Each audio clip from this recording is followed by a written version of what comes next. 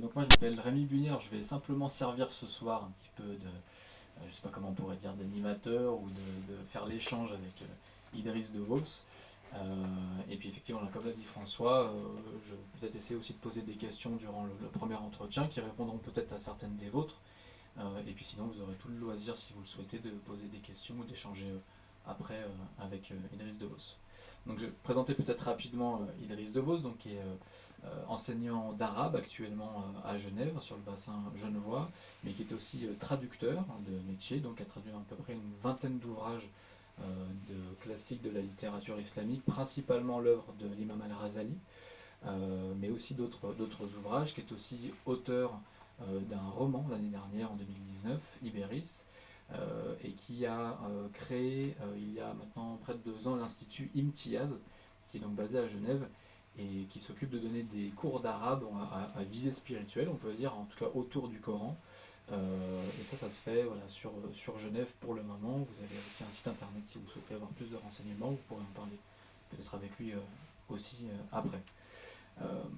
Du coup, le livre peut-être qui a servi de point d'appui à l'événement de ce soir, c'est ce livre-là, qui est un livre, donc L'amour universel, un cheminement soufi, qui est sorti en 2013 aux éditions Al-Bourak, parce que Idriss Devos est aussi spécialiste du soufisme, il en parlera plus profondément.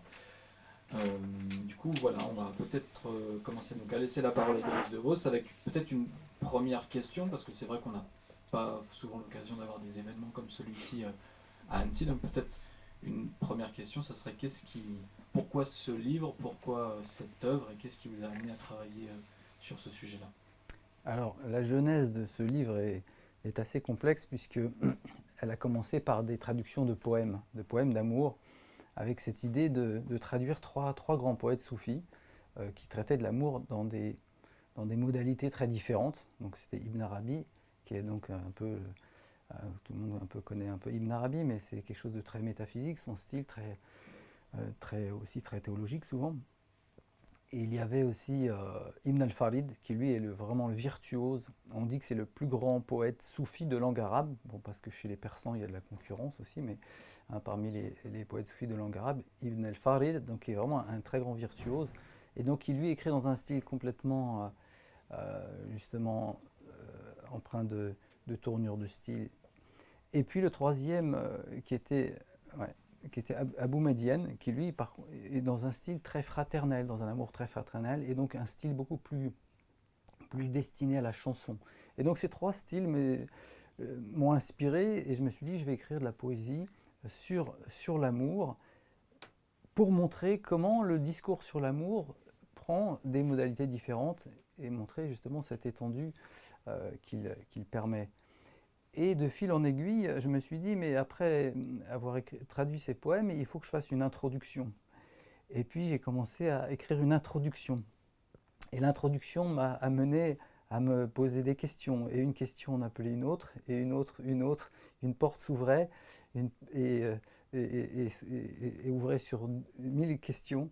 Et de fil en aiguille, j'ai parcouru toute la littérature, enfin pas toute, hein, ce serait prétentieux, mais j'ai parcouru vraiment une bonne part de la littérature soufie sur le thème de l'amour.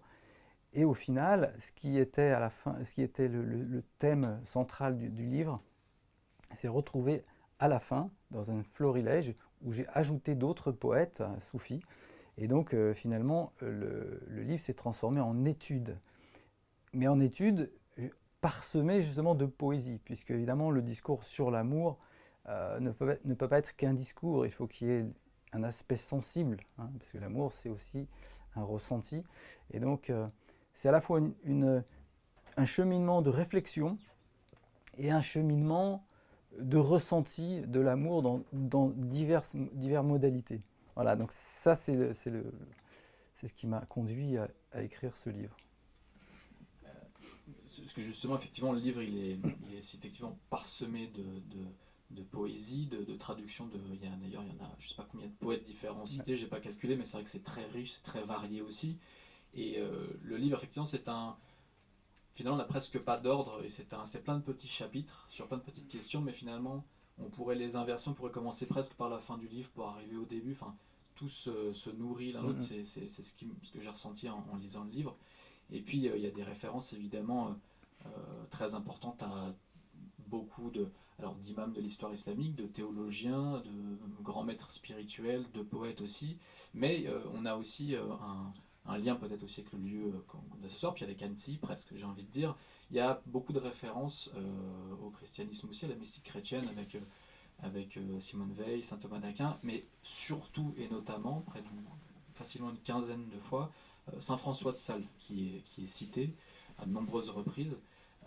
Voilà, peut-être pourquoi ce choix de sortir, si j'ose dire, un peu du cadre purement islamique, même si bien sûr on se rejoint sur le fond, et puis pourquoi peut-être particulièrement Saint François de Sales. Alors effectivement, les autres que tu as cités ne sont cités qu'une fois ou deux pour des raisons très précises, mais j'ai choisi, je suis d'ailleurs très ému d'être là parce que c'est une histoire singulière, parce que j'ai écrit ce livre, j'étais dans la région parisienne, et je m'étais dit en écrivant, je ne peux pas faire des parallèles avec toutes les traditions, car ce serait trop long, et il me faudrait d'ailleurs une érudition que je n'ai pas. Et je me suis dit, mais si je ne devais en choisir qu'un, un auteur qui servirait de passerelle entre la tradition musulmane et les autres traditions, si je ne devais en garder qu'un, eh bien, après avoir fait un peu le tour, je me suis dit, c'est saint François de Sales. Et pourquoi? Parce que c'est l'héritier tardif de la tradition chrétienne, qui, on le sait, a été extrêmement prolixe sur la question de l'amour, je ne vous l'apprendrai pas. Et il est l'héritier tardif de cette tradition, et en plus, il écrit en langue française dans un style absolument admirable. Et donc, c'est celui que j'ai choisi parmi tous. Et donc, il y a maintenant 7 ans, je me suis installé dans la région, et je vis à Thonon, et partout le nom de saint François de Sales est présent. Et aujourd'hui, voilà, je suis avec vous à Annecy. J'en ai profité pour aller lui dire bonjour juste à 2 minutes à pied. Et donc je me sens un peu invité par saint François, même c'est un peu prétentieux, mais enfin voilà, donc il y a une sorte de... Et donc voilà pourquoi je cite beaucoup Saint François, et j'essaye d'en montrer un peu comment. Et d'ailleurs, si vous lisez, si on pourrait faire un livre comme ça, le traité de l'amour divin de Saint François de Sales, on pourrait mettre en vis-à-vis avec des textes soufis. Et si on ne mettait pas le nom, qui a écrit quoi, on ne pourrait pas savoir qui est le musulman, qui est le chrétien, tant la spiritualité, justement, c'est ce qui transcende les formes, hein. Et notamment quand on écrit dans un style comme saint François de Sales, avec toute cette virtuosité et cette profondeur, justement cette profondeur qui nous fait dépasser les clivages des choses formelles et des choses... Donc voilà pourquoi j'ai choisi saint François, ou peut-être c'est lui qui m'a choisi finalement. Mais effectivement, c'est ce que vous venez de dire. Quand on lit les livres, si certains d'entre vous ont l'occasion de le lire ou de le lire plus tard, effectivement, à des moments, si c'était pas, on disait pas que c'était Al-Razali ou saint François de Sales, on pourrait presque se dire mais qui a écrit quoi? Et c'est ce qui est intéressant aussi, évidemment, c'est qu'on voit que ça se rejoint. Alors du coup, vous l'avez un petit peu évoqué, effectivement, en général on dit que voilà, pour saint François de Sales, que le christianisme où Dieu est amour, hein, c'est très important bien dans le christianisme. Et du coup, alors en islam, qu'en est-il? Puisque on a malheureusement peu l'habitude d'entendre le vocable amour associé à islam, surtout depuis ces dernières années. Donc finalement, qu'est-ce qu'il en est de l'amour en islam? Où est-ce qu'il s'enracine dans la tradition, dans le Coran lui-même? À quel moment on retrouve cette notion d'amour et comment est-ce qu'on la retrouve peut-être? Alors en effet, en islam par exemple, on va dire Dieu coraniquement on va dire Dieu est la lumière des cieux et de la terre. La question des attributs divins finalement en islam est plus vaste que ça, parce que il n'y a pas de séparation franche entre tous ces attributs. On peut pas dire Dieu est seulement amour, Dieu est seulement lumière, même si le Coran dit Dieu est la lumière des cieux et de la terre. On ne peut pas dire, islamiquement parlant, que Dieu est seulement lumière ou seulement amour ou seulement... Dans la tradition islamique, vous le savez certainement, il y a ce qu'on appelle les 100 noms divins, hein, et donc il y a cette question de tous les attributs qui ne peuvent pas être séparés. D'ailleurs, c'est toute une question de savoir comment l'unicité hein, et la multiplicité, finalement, peuvent ne faire qu'un. Et, coraniquement parlant, il y a un certain nombre évidemment de citations, hein, qui parlent de l'amour. On parle d'un amour réciproque justement entre Dieu et les hommes. On parle aussi de ce que Dieu aime. Il y a un certain nombre de versets, mais il est vrai que le Coran ne met pas l'accent sur l'amour, peut-être comme le mettrait la Bible. L'accent met plus l'accent sur la miséricorde, qui est évidemment un des prolongements de l'amour, hein, comme toutes les vertus finalement, toutes ces attributs sont aussi des prolongements de l'amour. Mais il est vrai que le Coran met beaucoup l'accent sur la miséricorde, puisque chaque chapitre commence par la miséricorde. Et donc, il s'enracine évidemment dans le texte, et puis dans l'héritage islamique. La question de l'amour est extrêmement présente. Bon, c'est aussi pour ça que j'ai écrit ce livre, et notamment chez les soufis, puisque ce sont certainement ceux qui vivaient, parce que parler d'amour, ça nécessite de le vivre intérieurement, et donc c'est un cheminement vers Dieu qui n'est pas simplement un cheminement intellectuel, qui est un cheminement de vécu, hein, de relation à Dieu. Et donc je dirais que ça s'enracine dans le vécu des hommes, dans la tradition prophétique. Il y a beaucoup aussi de paroles autour de l'amour. Et donc, il y a un fondement très ancien, et puis il y a surtout un héritage très vaste, et qui notamment se manifeste à travers la poésie, hein. Quand j'ai fait le tour un peu de cette question, j'ai constaté que, alors pratiquement toute la poésie soufie, hein, c'est un des thèmes majeurs de la poésie soufie, c'est celui de l'amour. Il y a l'unicité, il y a, il y a l'éloge du prophète, et l'amour font partie de ces. Et il faut savoir aussi que la poésie arabe et soufie est extrêmement prolixe, c'est-à-dire il y a énormément de. On n'a pas fini de dépoussiérer les librairies, les bibliothèques, je veux dire, et de redécouvrir des manuscrits d'auteurs arabes qui ont écrit la poésie. Et c'est une tradition qui est très ancienne, puisque même avant l'islam, les Arabes de la péninsule arabique écrivaient beaucoup de poésie. Et donc ça s'est perpétué, et notamment à travers le soufisme qui en a fait le véhicule de la spiritualité, et notamment de l'amour. Et effectivement, alors, donc là, on pourrait entendre effectivement que l'amour, là, dans un contexte islamique, mais le titre du livre, finalement, c'est l'amour universel. Et du coup, qu'est-ce qu'il a d'universel? Pourquoi est-ce qu'il concerne finalement tout le monde? Où est-ce que ça se retrouve, ça? Est-ce que c'est juste, c'est juste un petit titre accrocheur? Est-ce que c'est juste issu d'une certaine tradition en islam? Et puis, quand on parle d'amour, on parle a priori souvent de proximité. Mais quand on lit le livre, voilà, on voit qu'il y a un paradoxe, mais finalement c'est des contraires qui se rejoignent peut-être entre un Dieu lointain, inaccessible, puis finalement un Dieu très proche. Et du coup, comment cette notion d'amour, vous parlez d'amant et d'aimer beaucoup, et alors qui est l'amant, qui est l'aimé, comment se construit cette relation d'amour avec le divin, et aussi pourquoi est-elle universelle finalement? Alors tu es parti au centre de la question directement, effectivement. Dans tous les chapitres de ce livre, finalement, et la manière d'aborder l'amour est très variée. C'est-à-dire, tu l'as remarqué, il y a beaucoup quand on observe l'amour, on est capable d'observer des mécanismes de l'amour indépendants des uns des autres. Et quand on les met tous en perspective, on se retrouve avec quelque chose une équation à 36 inconnus. C'est-à-dire qu'on croit on ouvre un chapitre, on se dit tiens, j'ai compris, ça y est, j'ai compris l'amour. Puis on ouvre un autre chapitre, on dit ah oui, tiens, j'ai compris autre chose. Et puis on ouvre un troisième, et puis au final, quand on met tout ça en perspective, on dit waouh, finalement non, j'ai rien compris à l'amour, j'ai rien compris.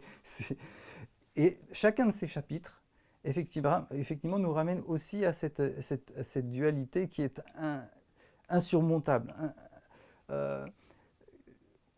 Cette dualité qu'on ne peut pas réduire à l'unité, puisque l'unité, c'est effectivement le secret divin. Hein, et il y a justement cet amour transcendant et cet amour immanent.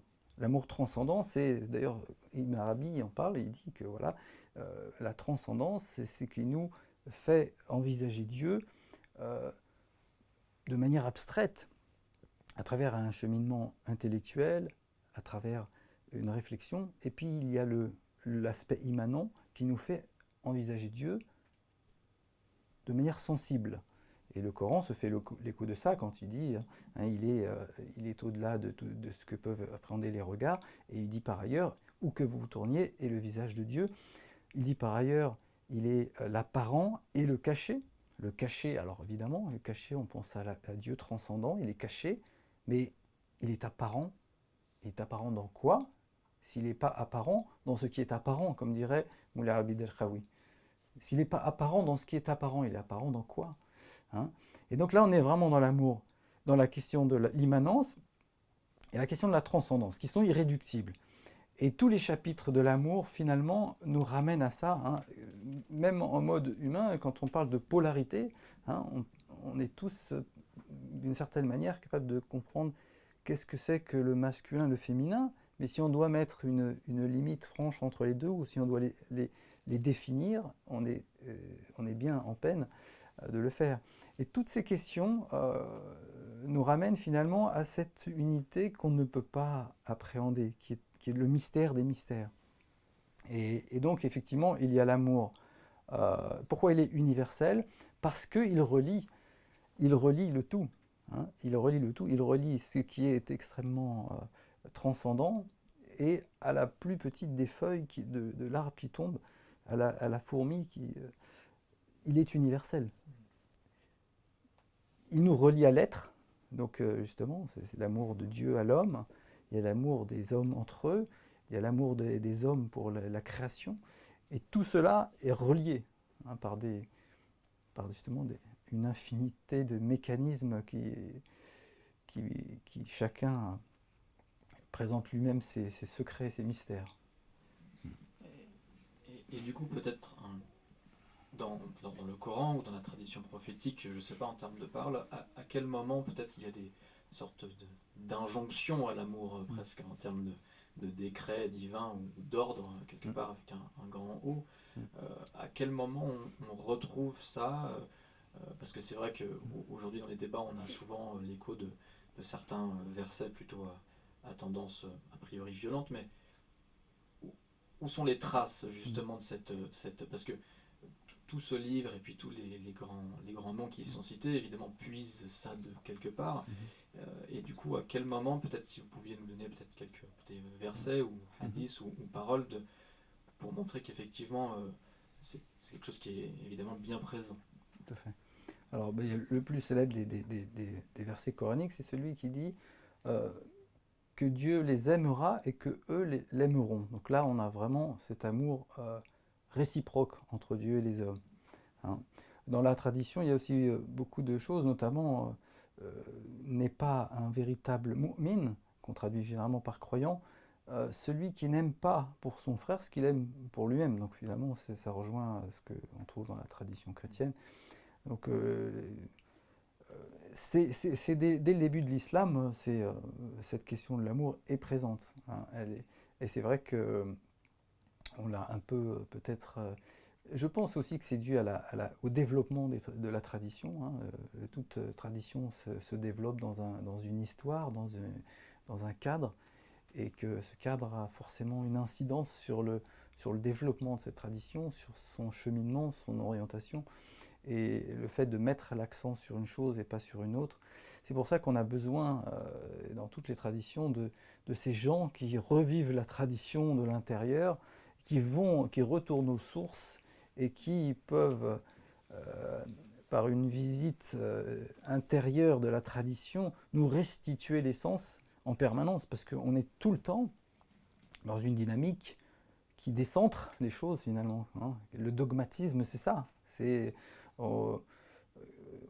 quelqu'un a dit quelque chose, et puis ça se cristallise, ça se fige, ça se durcit. Hein. Tu parlais du djihad, des versets qui sont souvent cités par l'islam du fait de l'actualité, des choses qui se passent. Mais c'est ça, c'est le dogmatisme qui ressurgit sans arrêt, sans cesse, et qui a besoin d'être combattu, mais justement par l'amour. Hein. Et donc, Donc il y a nécessité en permanence de revenir à cette essence. Et voilà, c'est pour ça qu'il y a des gens qui sont bon, pour les maîtres soufis, mais des maîtres dans d'autres traditions, qui nous rappellent l'essentiel et qui permettent voilà, de reconduire à cette essence qui est perdue. Je pense aussi à un moment du livre qui m'a interpellé, parce que du coup ça brouille un petit peu peut-être l'approche peut-être trop mentale, hein, qu'on peut avoir des choses, mais à un moment donné, sur l'union, sur la notion d'union en termes d'amour, parce que il serait presque facile, si j'ose dire, en tout cas, de théoriser le fait que nous pouvons aimer le divin et que le divin peut nous aimer, mais à plusieurs moments dans le livre, et c'est notamment un hadith, donc une tradition prophétique, je crois, qui parle de, voilà, si le serviteur, vous le direz mieux que moi, s'approche de moi avec des œuvres surrédemptoires jusqu'à ce que je l'aime. Et là, voilà où Dieu dit que je suis l'œil par lequel il voit, la main par laquelle il touche, etc. Donc là, il y a presque une union en fait. On a presque plus de dualité. C'est presque. Alors, est-ce que vous pouvez nous dire peut-être un mot sur cette union? Je pense aussi à cette sainte soufie, Rabia al-Adawiya, qui finalement avait refusé de se marier parce que voilà, était presque était déjà mariée quelque part avec le divin et qui donc n'avait pas de place pour ça en quelque sorte. Mais voilà, parce qu'on retrouve peut-être ça aussi, là, peut-être que certaines personnes nous diront ça ensuite dans le christianisme, cette notion d'union. Et là, on va dans quelque chose qui sort un peu des schémas mentaux et juste théoriques et théologiques. Alors justement, en ouvrant le chapitre sur cette question-là, dans le livre, je dis qu'on pourrait remplir des volumes entiers sur toutes les citations qui parlent évidemment de cette union entre l'homme et Dieu. Mais alors attention, évidemment, cette union doit être comprise au sens symbolique, et il s'agit au final selon la définition des soufis, de l'anéantissement de l'individualité au profit de l'être. C'est-à-dire que c'est comme les soufis symbolisent ça souvent par la goutte d'eau qui revient à l'océan. La goutte d'eau n'a jamais cessé d'appartenir à l'océan, et dès lors qu'elle revient à l'océan, nul ne sait dire où est-ce qu'elle a disparu. Elle est où, cette goutte d'eau, une fois retournée à l'océan? Donc c'est un peu ça la symbolique. L'individualité appartient à Dieu, comme cette goutte d'eau appartient à l'océan, du fait de l'esprit, puisque l'esprit, le Coran nous dit, il est à qui l'esprit? Nafakha fihi min ruhi, il a insufflé en lui de son esprit. Donc si cet esprit appartient à Dieu, c'est bien que cette goutte d'eau appartient à l'océan. Et donc il y a union, et en même temps il n'y a jamais eu désunion. C'est là que c'est encore un paradoxe, puisque je vois que tu aimes les paradoxes.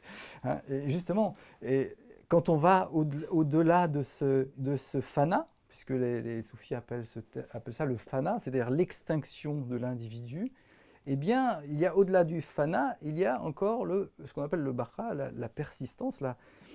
Et on nous dit que finalement, l'être qui disparaît, comprend qu'il n'a jamais été séparé au final de l'être. Il n'y a pas de séparation. Alors en même temps, il est séparé sans être séparé. Et donc cette union, on ne peut pas dire qu'il y avait deux qui se sont unis. Ce serait blasphématoire d'un point de vue islamique. Hein. Et d'ailleurs, souvent les soufis sont taxés de ce qu'on appelle de hulul, d'union justement. Quand cette notion est mal comprise, évidemment, elle cause pas mal de soucis par rapport à l'orthodoxie. Mais justement, il y a une subtilité à comprendre, c'est qu'on ne peut pas dire que l'individu s'unit à Dieu, parce qu'il n'existe, d'une certaine manière, il n'existe pas, ou il n'existe que de manière relative. Et donc, il n'y a pas quelque chose à unir à celui qui est. L'individu n'est pas, ou il est par emprunt. Voilà, donc c'est extrêmement difficile, et d'ailleurs les soufis sont très en peine à expliciter ça. Et c'est pour ça qu'ils ont recours, et c'est pour ça que la poésie est aussi le support privilégié de ces questions-là. Il est très rare que dans les traités comme ça, on en parle de manière didactique. C'est plus justement de manière allusive, et c'est d'où le problème aussi de l'interprétation, de l'allusion, qui peut être... mais donc c'est vraiment une question extrêmement centrale et en même temps extrêmement délicate. Effectivement, enfin, moi j'ai découvert bon nombre de poètes en lisant le livre. Et effectivement, souvent quand vous expliquez certaines notions et vous venez les illustrer justement par des vers que vous avez notamment aussi vous-même traduits et qui finalement effectivement souvent permettent peut-être de mieux aborder cette question. C'est des questions qui, je repense à un passage de Razali qui explique certaines choses puis qui dit au-delà de ça, je ne peux en dire plus, ou c'est un secret finalement, des choses qui... alors on peut aller jusqu'à un certain point et peut-être qu'après le reste, c'est, comme vous disiez au début, de l'expérience, du goût, quelque chose d'intérieur sur lequel on ne peut pas vraiment mettre de mots a priori, ou alors peut-être quelques vers comme ça inspirés. Du coup, j'avais aussi cette question en termes de... Parce que là, vous étiez en train d'expliquer que finalement, nous ne sommes que relatifs. Et que nous n'empruntons qu'à priori l'être divin, enfin le ruh, l'esprit. Du coup, en islam, alors peut-être que là on s'écarte légèrement du sujet, mais vous pouvez peut-être pas. L'origine donc de la création, la volonté divine là-dedans, alors ça serait peut-être très prétentieux d'amener une réponse maintenant, mais où est-elle dans cette relation d'amour? Pourquoi finalement? Pourquoi ce jeu divin, si j'ose dire, et pourquoi sommes-nous alors, et donc il y a cette union relative aussi, mais encore que relative, puisqu'on ne peut pas unir quelque chose qui est un. Est-ce que vous pouvez peut-être dire un mot là-dessus? Alors justement, c'est aussi évidemment un grand chapitre, c'est la question de la création du monde par amour. Puisqu'une tradition prophétique nous dit que Dieu était un trésor caché et qu'il a aimé être connu et qu'il a créé donc la création. Et les grands mystiques comme Ibn Arabi et Rumi, ils disent que finalement le monde n'est qu'un miroir de l'être, où l'être se contemple. Donc il y a dans le premier aspect de cet amour divin une sorte d'amour narcissique finalement, l'amour de contempler. Et puis certains auteurs disent que mais oui, mais l'amour, la volonté divine de créer le monde n'est pas simplement l'amour de contempler, mais c'est l'amour de donner. Et donc là, on est directement justement dans le deuxième aspect. Et vous voyez comment toujours on en revient à ces deux aspects. L'amour de donner, l'amour de recevoir, finalement. C'est ça, puisque l'amour, la contemplation, c'est quand on contemple, on reçoit. On reçoit. Quand on admire les paysages d'Annecy, on est là, on se remplit. Et après, fort de cette énergie reçue, on peut redonner de l'amour. Et c'est ça le mouvement de l'amour. C'est toujours ce mouvement où on prend et on donne. Et c'est pour ça qu'on est toujours on revient à ce centre qui est, lui, mystérieux. Le mouvement, il est là. Il est le don et la réception. Mais le centre, c'est là qu'est le mystère. C'est là qu'est le mystère absolu. Mais donc, la création, donc, la tradition nous dit Dieu a aimé être connu, il a créé le monde. Et donc, la création, selon cette perspective, est effectivement un acte d'amour. Du coup, ça m'amène à une autre question, parce que pour l'instant, on tente de parler de l'amour entre la création et Dieu, entre l'homme et Dieu.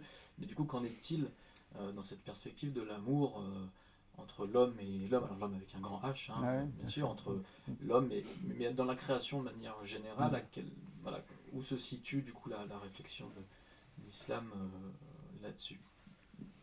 Alors justement, chez Ibn Arabi notamment, on retrouve cette réflexion qu'avaient les anciens. Quand je dis les anciens, je pense aux Grecs, puisque dans le banquet de Platon, vous savez, vous connaissez peut-être ce questionnement sur la question de l'objet de l'amour.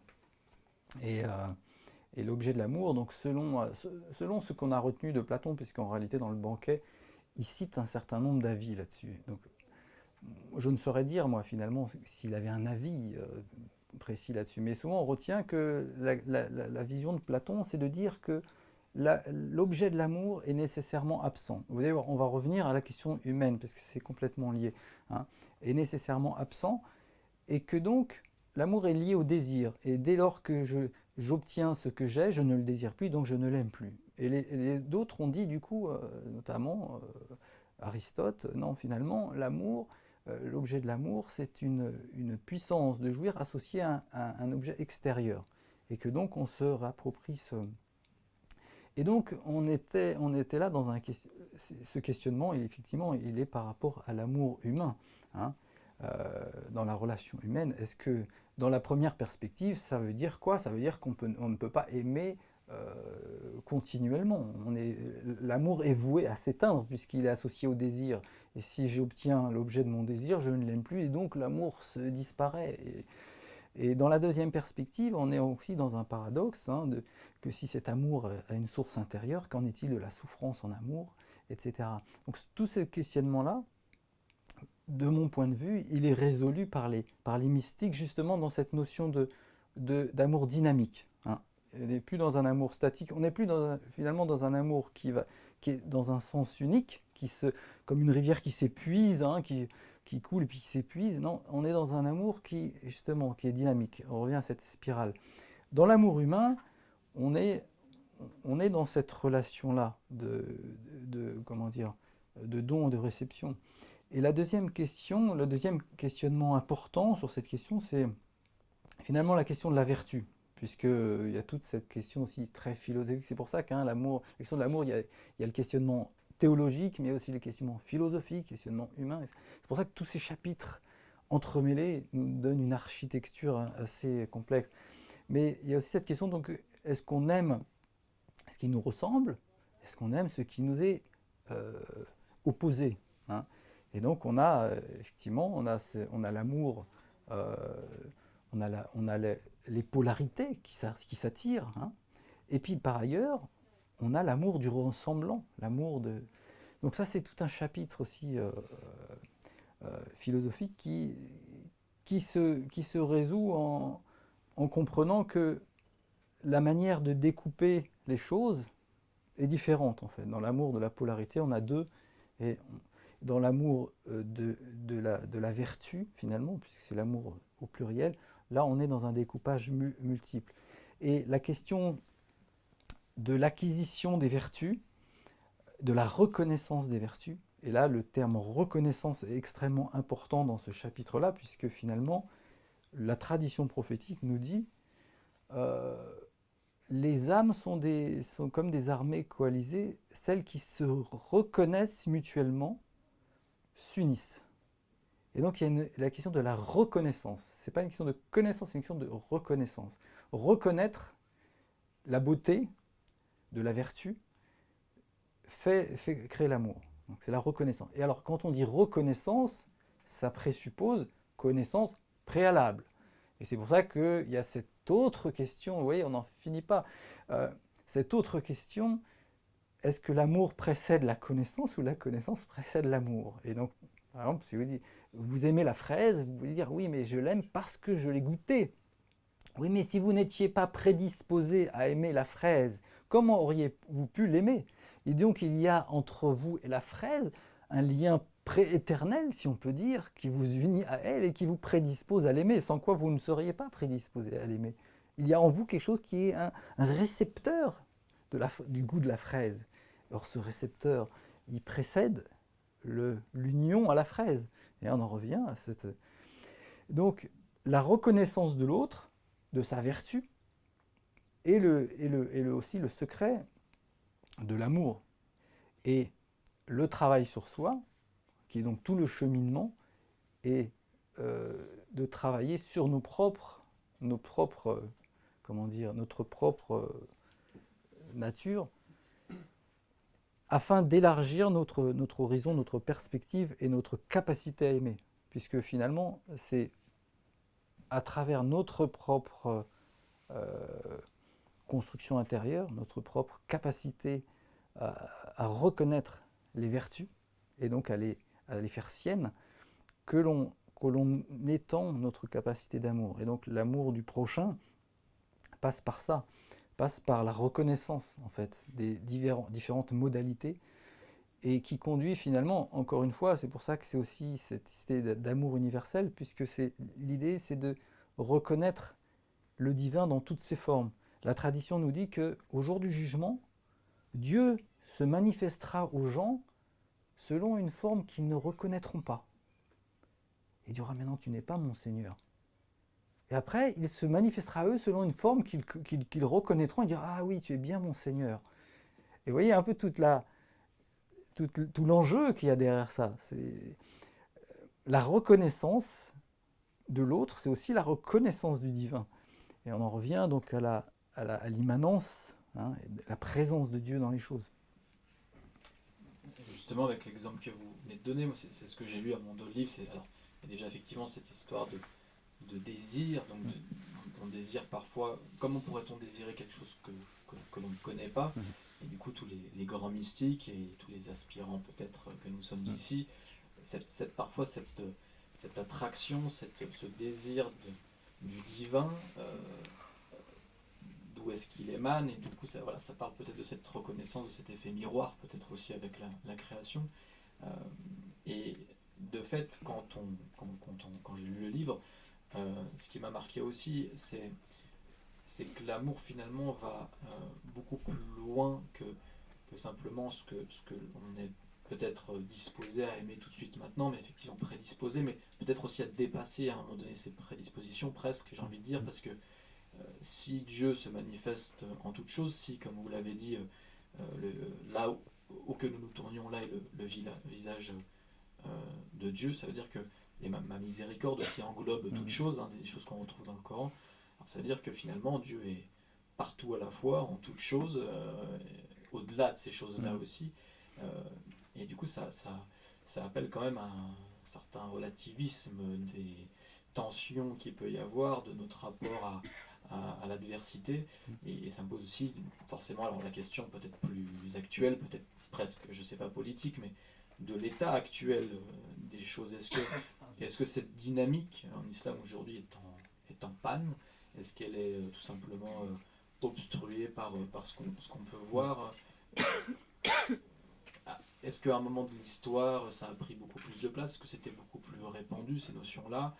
Voilà, aujourd'hui, peut-être sur une question un peu plus actuelle, où est-ce qu'on peut retrouver ça? Chez qui on peut retrouver ça? Dans quelle partie du monde? Qu'est-ce que le poids, justement, de cet amour universel?